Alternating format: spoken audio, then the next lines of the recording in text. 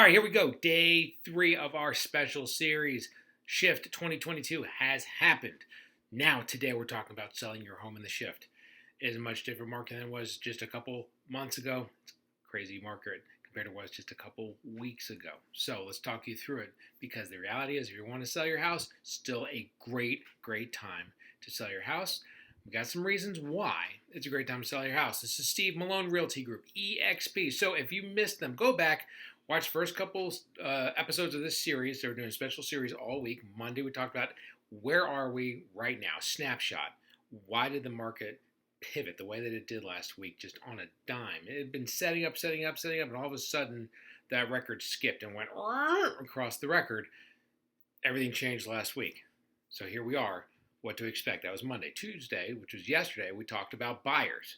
We talked about if you're buying this market, why is this a great market to buy in? Because it's the best market to probably buy in since before the pandemic. So you would think because of that, for sellers, it's probably a terrible market to sell in. It's not a terrible market to sell in. Let's talk about it. Number one, inventory is still way low. You still have less competition than you have had historically, okay? So as of the end of May, we had 1.3 months of inventory left. We talk about that all the time. If we stopped adding houses to the market, all we had was the inventory we had now, and we sold it at the rate that we sell houses, how long would it take? That's what we call months of inventory. That's a good measure of the volume of homes that we have on the market. Right now we're at 1.3 months. Very low. And usually anything under like 5, let's say, is a seller's market. Under 3 is an extreme seller's market. Yeah, we're at 1.3. We'll be interested to see what it looks like June coming out into July. But as of right now, the numbers are coming up. Buyers are starting to pull back, so more than likely it's going to be higher. But it's still going to be a very strong seller's market. So if you're looking to sell a house, there's not a lot of competition out there. But number 2, keep in mind, you do have competition now. Competition that was not there a couple months ago. A couple months ago, you could step outside. We say this all the time. You could step outside, raise your hand, and you get 60 offers on your house. Market's not there anymore. You get $100,000 over asking price on your house. Market's not there anymore. We're in a new market, so we need to be ready for it. And part of that is, while the competition is low, historically speaking, you do have more competition than you had just a couple months ago. You have other people in the game. So when getting your house ready, we got to get your house ready. Raising our hand saying let's sell the house isn't going to cut it anymore. What do we got to do? All the stuff that we've talked about in the past, and I'm going to put a link to this video too down in my notes because it still stands. But we're talking about things like we got to paint.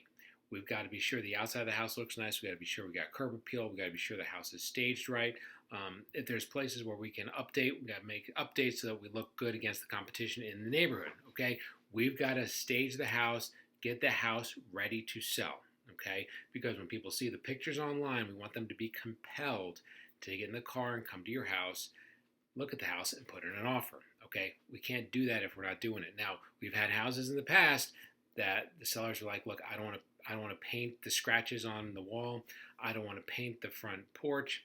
I don't want to do any of that stuff. I just want to sell my house, and I want to get top dollar. And in the market that we were in, they could do that.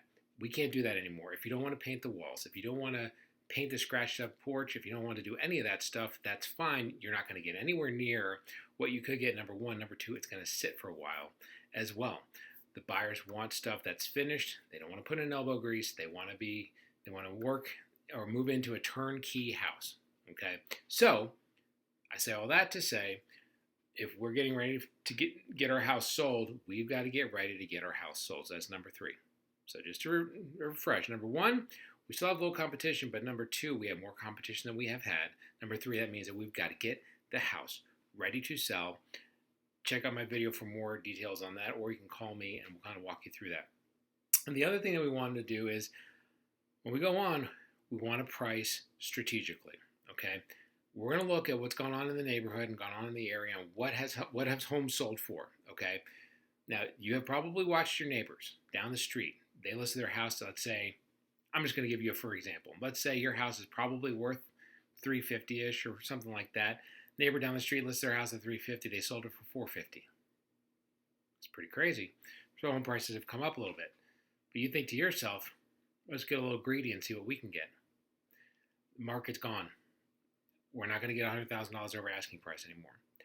What we're going to do is we're going to look at all the houses that are in the market in that neighborhood and like right around the neighborhood. Look at your finishes, look at what the house looks like, things like that versus the competition, okay?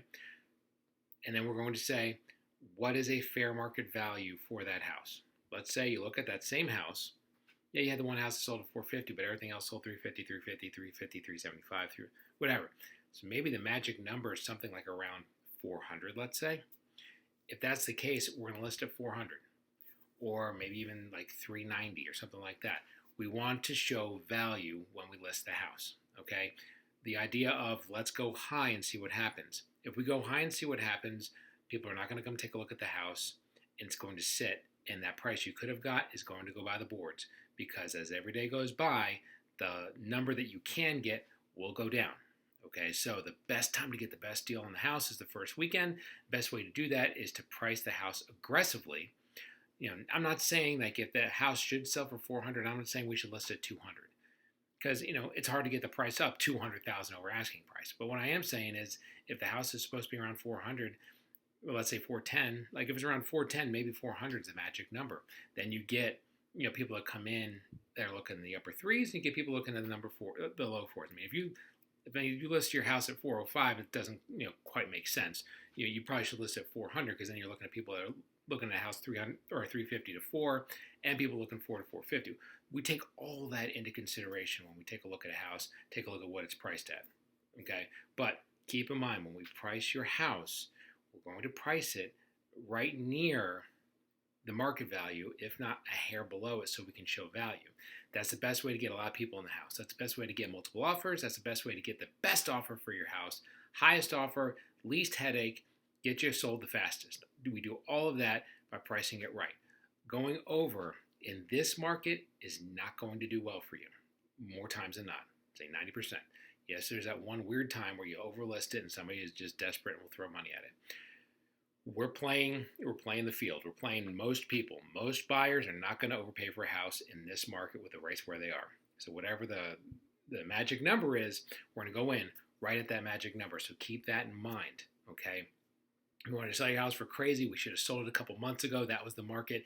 I would love to sell your house for $100,000 over asking price. Trust me, I would love to do that too, okay? But the market is what the market is, right?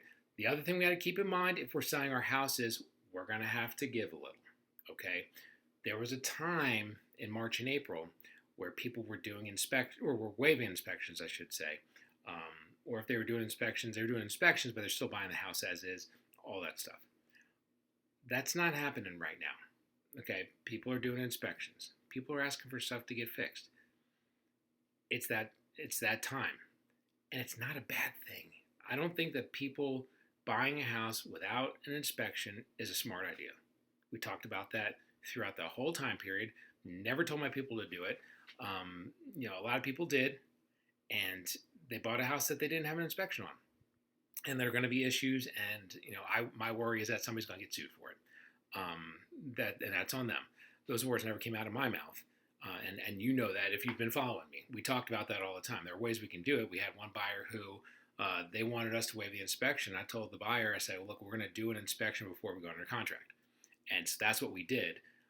So that way we had the inspection, we knew what we were getting into, and then we went under contract. But we're not going to, anyway.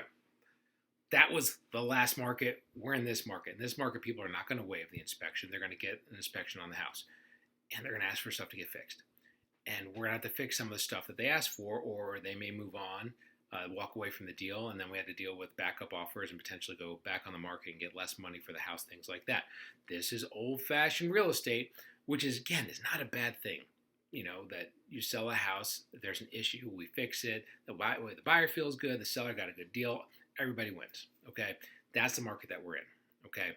So as a seller, I wanted to get all those points on tape to say, this is not the time to panic, put our head in the sand and say, oh, this is terrible, I can't.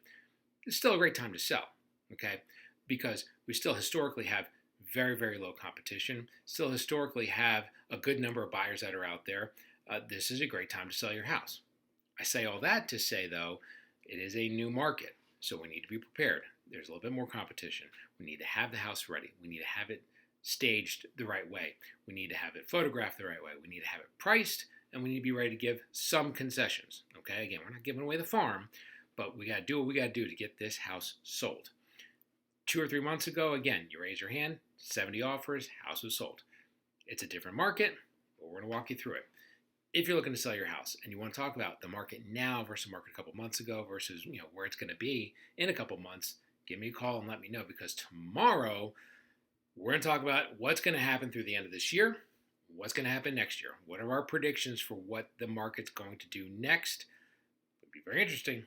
We'll talk about it tomorrow. In the meantime, this is Steve with the Malone Realty Group here in the Atlanta area. If you need us, give us a call. Let us know. Have a good one. Bye.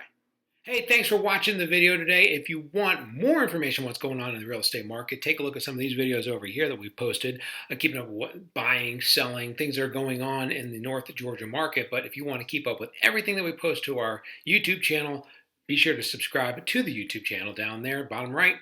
That way you won't miss out on anything.